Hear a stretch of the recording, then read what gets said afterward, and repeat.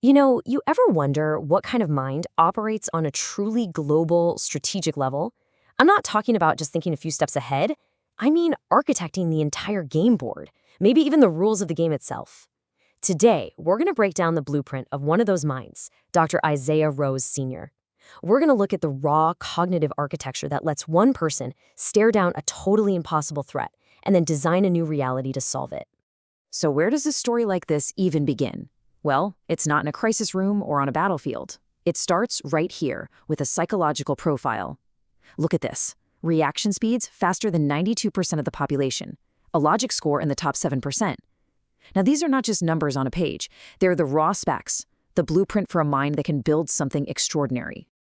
Okay, so what does this all actually mean in the real world? We're not just talking about being smart. This is about elite-level pattern recognition and a kind of neural efficiency. It's the cognitive horsepower you need to see the gaps in a system that most people don't even know exist. It's the ability to spot the one single thread that, if you pull it, the whole thing unravels. But data is just data, right? The real question, the one we're here to explore, is what happens when you take a mind like this, a mind that operates in the absolute top tier of logic and speed, and you put it under pressure that would break anyone else. What does that mind build? And that brings us to the problem itself. Because this was never some theoretical exercise. This was the real-world scenario that demanded an entirely new way of thinking. So, this was the threat: 72,416 inbound hostile targets. This was not a simulation. This was happening. And the mission objective? It was simple and it was impossible. 0 detonations allowed. A problem that no conventional system on Earth was ever designed to handle. And that was his response. You see, when confronted with what was basically an apocalypse in progress, Isaiah's reaction wasn't about defense, not in the way we think about it. It was about architecture. He wasn't building a bigger shield. He was designing a new system of physics and power to neutralize the threat on his own terms. So how in the world did he solve it? He did it with something he called the unified doctrine. And it's a system that's built on 3 interconnected layers. Let's start with the first 2, which he called the eyes and the hands. The first layer gives the system its eyes. But listen, this is not just a better camera or a better satellite. The void optic is a fundamental break from physics as we understand it. Just try to imagine a one-way mirror, but on a quantum level. It allows you to see everything without leaving a single trace that you were ever there. Just think about what a massive leap this is. For all of human history, to see something meant you were announcing your presence. It's the whole observer effect in physics. The act of watching something changes the thing you're watching.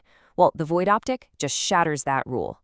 You can see them, but physics itself makes it impossible for them to ever see you back.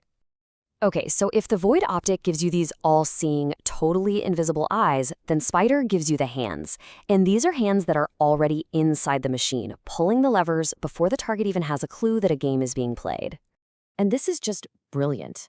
It isn't hacking. It's a kind of psychological architecture. You don't target the king. Instead, you become a trusted friend to his pilot, his chef, his security chief, and his personal assistant. You map his entire reality and you embed yourself inside it.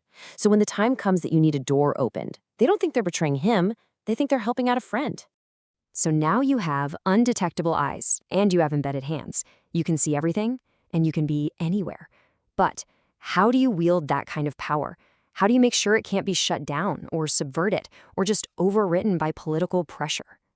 And this is the final layer, the voice. But it's not a person. It's a legal and institutional kill switch. It's designed to protect the whole system from itself. It's a governance structure that requires dual authorization, making sure that no single person, no matter how powerful, can deploy it or dismantle it alone. What this does is transform the entire system from, a secret black budget tool into what is basically a co-equal branch of power.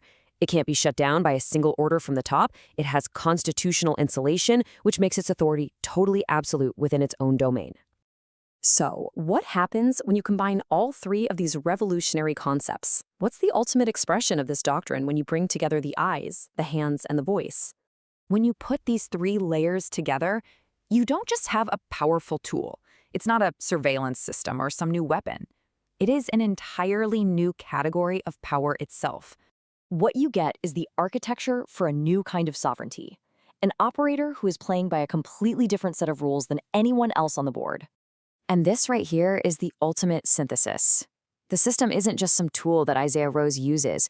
It's a direct reflection of his own cognitive architecture, just written large on a global scale. It's the ability to see patterns others miss, to move without being seen, and to operate from a position of unassailable logic. And that kind of leaves us with this final, provocative thought, doesn't it? The doctrine of Isaiah Rose Sr. seems to suggest that ultimate power isn't about being the loudest voice in the room or having the biggest army. Maybe true power is being the unmeasurable presence that reshaped the room before anyone else even arrived.